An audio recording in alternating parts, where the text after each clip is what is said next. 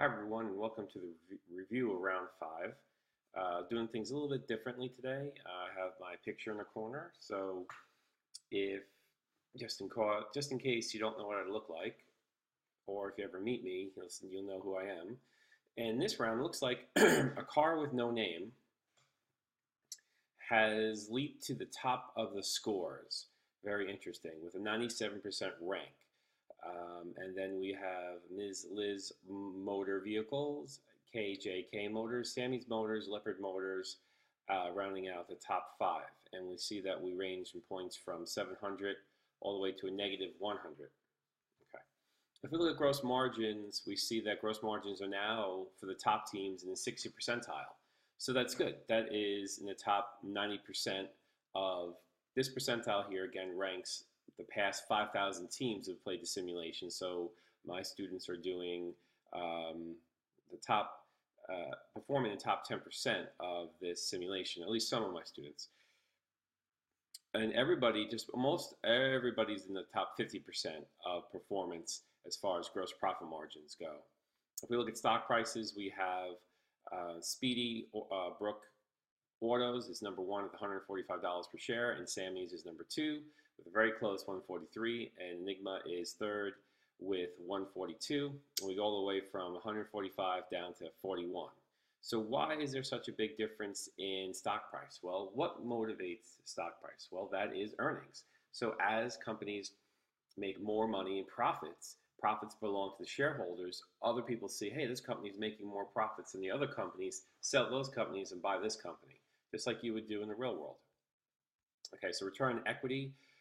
Car with no name has the highest return on equity, which means that the actual capital that the investors put in, not the money borrowed, but the stock equity, the return on the stock equity. And the total points, we see that a number of teams here have made over almost 2/3 of the class have made over the required points to get the full points for the project. So really, these people's goal for next round is not to lose any points, which is very hard to lose points in this game. But you want to make sure that if you get over 3,000, that is a huge deal. So I mean, we're doing very well performing in the simulation. So we want to get those points up. Operating margins are doing very well. Being in the 40 percentile area of operating margins is good. And this you can figure this out from the pro forma financial statement, which I'll go over in a minute. And okay, so we have a nice real, if you look at it, a nice from 43 to down in the 5% range. So here, these companies that are under 30% might be spending too much on advertising. So earnings per share go from around $24, $23 for the top five teams, down to less than $1 for the bottom team. So earnings per share are very important. Return on assets, look at the profitability, the profits of the company in relationship to the assets of the company. So if you're conservative with your assets, just getting enough assets that you need, meaning you're not buying extra production plants and not utilizing them, your assets are efficient, you should have a high score here. And then net profit margin, you should be, people that are above 25% are doing very well on net profit margins. Anything above 20% I think is good, but we want to keep shooting those margins, have to keep improving. So every year companies around the world are expected to improve sales, profits, and profit margins. So this is something you need to focus on, because remember, running a company means maximizing shareholders' wealth. And some companies who are playing the simulation right now are using strategies that are maximizing their wealth, and they're receiving many points for it. Okay, so revenues per share, you see that the number one company in revenues is not the number one team as far as points or as far as profitability, and that doesn't mean that that's bad. But again, you rather own a company. Say there are two companies, both of them have $5 billion in sales. Which one would you rather own? Well, you want to ask, well, which is more profitable? So the first company A with $5 billion in sales has $3 billion in profits, and company B with $5 billion in sales has $1 billion in assets. So it's in profits. So it's the profits that really matter. Even if you had a company that did $10 billion in sales and a company did $1 billion in sales, if the $1 billion company in sales had $500 million in profits and the $10 billion company had a negative $1 million loss, which company would you rather own? So it's not always about sales, but without sales, you can't get profits. So sales are very important too. Total asset turnover, looking at how well you turn your assets into sales. So these companies are over 2 times their sales are over 2 times their assets. Okay, so let's look at some charts now for this, and we see here that we have a nice steady rise. This is net profits. We have a nice steady rise, which you'd expect in an expanding environment that we have in this simulation. We have companies that are increasing their revenue by 20% or more around in their car sales. So you'd expect profits to follow that trend as well. And we have some teams topping over $240 million in profits.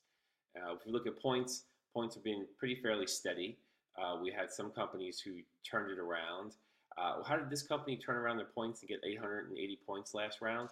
Well, basically, they reassessed their profit situation, saw that they were underperforming in profits. They redesigned their vehicles, their advertising strategy, and they took a close look and increased their profits, greatly. And this is what helped them to achieve such high points. And the same thing with A Car Has No Name has done, I guess would say something similar, as well as Mrs. Liz Autos have done very well in maintaining their profits. Okay, and this is really good because this team had 700 points 2 rounds in a row. It's coming off of, if you look at this company, 300 points, 200 points, 300 points. So underperformed the first 3 rounds and then discovered, hey, my profits are bad. I'm not leading the teams in profits, and turned it around and has been focusing on increasing their profits along with their sales and along with their efficiencies, and has been doing very well. And one reason this team is doing so well is that, here they said, I didn't bother to watch your videos. Your videos in the simulation, I thought it was a waste of time, so I didn't watch those. So when they complained that, A Car Has No Name complained that they weren't doing well, I said, well, have you been watching my videos? And they said, no, of course not. It's a waste of time. I have to focus on the case studies and reading the book. I said, well, then you're missing out on a lot of valuable hints and clues. And then they watched all the videos, and then they actually thanked me for doing so well. And that's not another. 1 or 2 other teams had a similar story where they weren't doing well. Watched the videos in the 4th round, and were able to turn it around quite nicely. So if you've been watching these videos, good for you, because I think it's helping, and these teams have told me it's helping. So here we have. These are the 3 teams leading in stock price. These are the teams you want to try and beat. They're really the pack runners in stock price. And then if your stock price here isn't moving up, you need to increase profits. Watch my videos. That will help. This company down here, watch my videos. This will help you tremendously. So most everybody though moved up in stock price, which is good. And most everybody moved up in sales. Now we have 2 teams one team was flat and one team went down in the sales. That just shows me you're not putting the effort into the simulation, because if you look at this, the student guide, you see that each car is growing in double-digit percentages each round. So your forecast should be growing in double-digit percentages each round. So it's just okay, earnings per share, we see that most companies have increased their earnings per share, and we had Sammy's Autos. Good for you. You vaulted to #1 in earnings per share. Now, Speedy Brook Autos, Speedy, you have your top rank in earnings per share has been challenged. You have to do what you can to get that #1 spot back, because you have a new challenger that beat you, and the race is on for the last round. Okay, so we have 1 round left. Let's look at a company.